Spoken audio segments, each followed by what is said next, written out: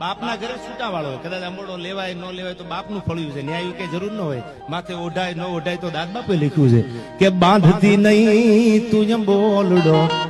બેની ભલે ને છૂટી ગયો, આજ રાહુ બની ગુંગાટડો મારા છૂટાવાળમાં જગદંબા જેવી દીકરીને રમતા જોયો હોય અને માંડવામાં સાતી હુંદીનો ઘૂમટો તાણીને પછી જોવે ને બાપ, ત્યારે એમ કહે છે કે રાહુ બનીને ઘૂંઘટડો મારા ચાંદને ગળી. શું શબ્દો લખ્યા છે. જે દીકરી ફળિયામાં બાપુ બાપુ બાપુ બાપુ કરતી રમતી હોય અને ઈ જયારે ચોરીએ ચડે ને છાતી સુધીનો ઘૂમટો તાણી અને બે મુઠ્ઠીએથી આમ પોતાની ચૂંદડી દબાવીને દીકરીને જોવે ને બાપ, ત્યારે બાપ કહે છે કે મારી દીકરી કેમ દેખાતી નથી. સાંભળજો આમાં કે બાંધતી નહીં બોલડો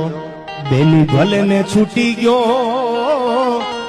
આ બાંધતી નહીં તું એમ બોલડો બેની ભલે ને છૂટી ગયો, એ રાહુ બની ઘૂંઘાટડો મારા રાહુ બની એ ઘૂંઘાટડો મારા ચાંદ ને ગળી ગયો, આજ કાળ જાકે રો કટકો મારું ગાંઠથી છૂટી